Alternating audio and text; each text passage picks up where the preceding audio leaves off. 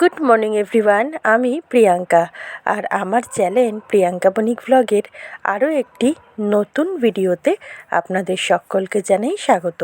আশা করব আপনারা সকলেই ভালো আছেন এবং সুস্থ আছেন। আমরাও ভালো আছি।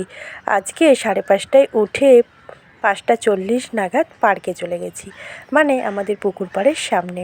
ওই যে বললাম মর্নিং ওয়াক করতে বেরোই। তো আজকের উঠেই ভোরের সৌন্দর্যটা আর ঝিলটা যতটা পারলাম সামনে থেকে আপনাদের সঙ্গে শেয়ার করলাম। স্পেশালি একজনকে সৌমি দিদিভাই দেখতে চেয়েছিল, তবে এর আগে আমি একটুখানি দেখিয়েছি, আজকের অনেকটাই আপনাদের সামনে তুলে ধরলাম। কেমন লাগলো অবশ্যই জানাবেন। আর এই যে দেখতে পেলেন গাছের চেরি ফলগুলি সবে রং এসছে। প্রথম দিন মানে কালকে একটা চেরি ফল দেখেছি সকালবেলাতে। চেরি ফলটা বেশ সুন্দর লাল রঙের হয়েছে। ভেবেছিলাম আজকে সকালে সেটা আপনাদের সঙ্গে শেয়ার করব, কিন্তু কি বলবো আর, একটা পাখির এত পছন্দ হয়ে গেছে আমাদের চেরি ফলটা যে বিকেলবেলায় বাসায় ফেরার পথে তারা খেয়ে গেছে, আর কিছুটা টুকরো নিচে ফেলে রেখে গেছে। তাই আজকে সকালবেলায় আপনাদের দাদা ভাই আর আমি দুজনে মিলে চেরি গাছটাকে মশারি দিয়ে কভার করে দিলাম, যাতে বাকি ফলগুলি না পাখিরা খেয়ে বা ওই যে নিচে ফেলে নষ্ট করে দিতে পারে। আর আজকে সকালবেলাটা দেখতেই পেলেন বেশ সুন্দর একটা আবহাওয়া ছিল। পুকুর পাড়ের চারিদিকটা শান্ত নিস্তব্ধ, একটা মনোরম পরিবেশ। এত ভালো লাগে সকালবেলায় উঠলে পরে সত্যি সামনেটা দাঁড়িয়ে থাকতে বা পার্কে হাঁটতে গেলে। আর এখন যেহেতু ছাদ হয়েছে, কিছুটা সময় ছাদে উঠেও কাটাই। আসলে কি বলুন তো, সকালের শান্ত পরিবেশটা আমার ভীষণ প্রিয়, আর আমি সেই সময়টা একা কাটাতে ভীষণই ভালোবাসি, মানে ভীষণই ভালোবাসি। তো জবা ফুলটা এখনও পর্যন্ত কিন্তু পাপড়ি ছাড়েনি, সেটা আপনারা দেখে বুঝতেই পেরেছেন। সাথে ফুটেছে একটা ডবল টগর। আর এদিকে লঙ্কা গাছে গাছ ভরে কিন্তু লঙ্কা হয়েছে। আর দেখুন জবা ফুল গাছগুলিতে কিন্তু বেশ অনেক কটা কড়ি এসে গেছে। এদিকে ঘি লঙ্কাও কিন্তু বেশ পরিপূর্ণ হয়ে উঠেছে। ধনেপাতা গাছগুলিতে এখনও পর্যন্ত সাদা ফুল, মানে ধনের যে ফুলগুলি সেগুলি হয়ে আছে। তো তারপরে কিছুক্ষণ সময় থেকে নিচে নেমে চলে আসলাম। নিচে এসে যাবতীয় চা খেয়ে স্নান সেরে, আর আজকে আকাশের ওয়েদারটা একদমই ভালো ছিল না দেখে আমি কোনো জামা কাপড় কাচাকাচি করিনি, সবটাই রেখে দিয়েছি। কেন স্কুল ড্রেসগুলি আমার কালকে সব কাচা হয়ে গেছে, আপনারা দেখেইছেন। আর কালকে সব কিছু শুকিয়েও গেছে। তো ভাতটা হয়ে গেছে, ভাতটা উপর দিয়ে দিয়েছি। আর এখন এখানে আমি ভাজা বসিয়ে দিলাম উচ্ছে কুমড়োটা। তবে আজকে এই বৃষ্টির মরশুমে আমাদের বাড়িতে হয়েছে পেঁয়াজ উৎসব। ইলিশ উৎসব শোনা গেছে, কিন্তু আমার মনে হয় না আপনারা পেঁয়াজ উৎসব শুনেছেন। আসলে কি বলুন তো, আজকের প্রত্যেক কটা রান্নাতেই, মানে এই উচ্ছে কুমড়ো ভাজা ছাড়া সব কটা রান্নাই পেঁয়াজ রসুন দিয়ে হয়েছে। তাই আর কি আমি বলেই ফেললাম যে আজকের আমাদের বাড়িতে হয়েছে পেঁয়াজ উৎসব। আর এদিকে আমার উচ্ছে কুমড়ো ভাজাটা কমপ্লিট হয়ে গেল। তো চলুন পেঁয়াজ উৎসবের শুরুর রান্নাটা আপনাদের সঙ্গে শেয়ার করে ফেলি। তো প্রথমেই বসিয়ে দিলাম চিংড়ি মাছ দিয়ে চিচিঙ্গে ভাজা। সেটাতে অবভিয়াসলি একটু পেঁয়াজ কুচি দিয়েই ভাজতে হয় চিচিঙ্গেটা। তবে অনেকে আছে পেঁয়াজ ছাড়াও ভাজেন শুধু কালো জিরে ফোড়ন দিয়ে। তবে আমি আমার শাশুড়ি মায়ের থেকে যেরকম দেখেছি সেরকমই শিখেছি। আমার মা পেঁয়াজ ছাড়া এমনি কালো জিরে ফোড়ন দিয়ে চিচিঙ্গে ভাজা করতো, সেখানে চিংড়ি মাছ কিন্তু দিত না। হয়তো এক এক সময় দিত, কিন্তু বেশিরভাগটা এমনিই করতো। কিন্তু আমাদের এই বাড়িতে, মানে আমার শ্বশুর বাড়িতে দেখেছি সবসময় চিচিঙ্গে ভাজা, পটলের তরকারি বা যে কোনো তরকারিতে এক মুঠো চিংড়ি মাছ দিয়ে দেওয়াটা চল আছে। তো প্রথমে কড়াইতে তেল দিয়ে কালো জিরে ফোড়ন দিয়ে কিছুটা পেঁয়াজ দিয়ে, পেঁয়াজটা একটু ভাজা ভাজা হয়ে যাওয়াতে দিয়ে দিলাম কিছুটা চিংড়ি মাছ। চিংড়ি মাছটা দিয়ে একটু নেড়েচেড়ে নিয়ে একে একে হলুদ গুঁড়ো, লঙ্কার গুঁড়ো, পরিমাণ মতন লবণ।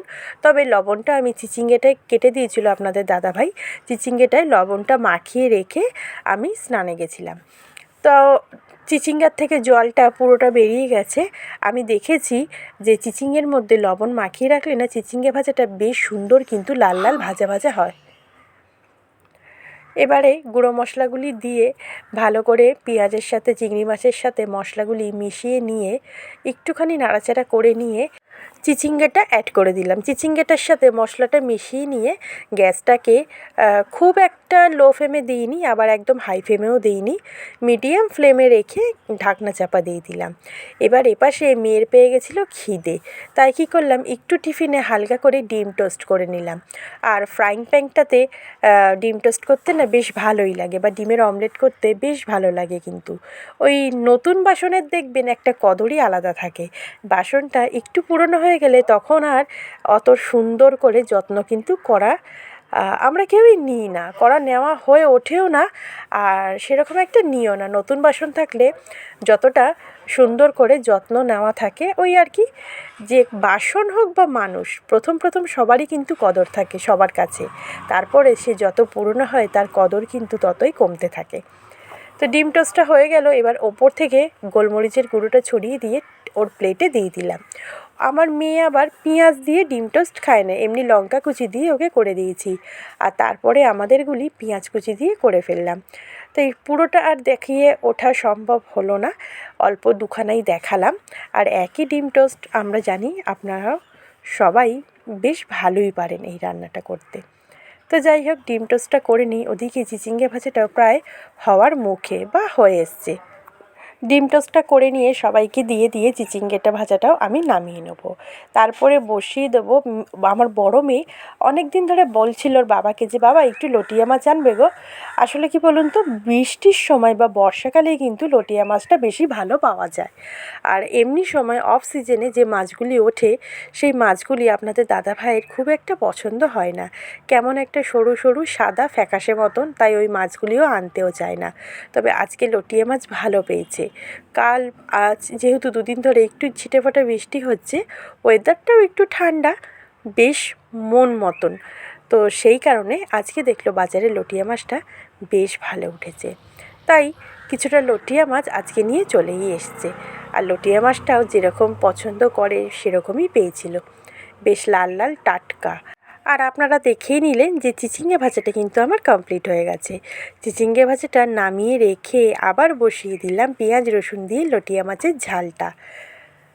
ওই যে প্রথমেই বলেছি আজকে বাড়িতে হয়েছে পেঁয়াজ উৎসব। এই বর্ষার দিনে হতে পারতো খিচুড়ি উৎসব বা ইলিশের উৎসব, ইলিশ মাছ ভাজা, খিচুড়ি, এই সব ধরনের পদ বেসিক্যালি সবার বাড়িতে যা হয়ে থাকে। তবে আমাদের বাড়িটা একটু আলাদা, নেই কোনো ছুটির দিন, নেই কোনো রবিবার, মানে ক্যালেন্ডার বা কী বলে দিন সংখ্যায় থাকলেও আমাদের বাড়িতে রবিবারটা ঠিকঠাক পালন করা হয় না। কেন, আপনাদের দাদাভাইয়ের অফিস, আর আপনাদের দাদাভাই যে দিনে ছুটি সেই দিনে মেয়েদের স্কুল, তাই ছুটির দিন বলতে আমাদের বাড়িতে যেরকম নেই, তাই হয়তো আমাদের বাড়ির উৎসবগুলি একটু আলাদা। তাই এই বৃষ্টির মরশুমে বাড়িতে হয়ে গেল পেঁয়াজ উৎসব।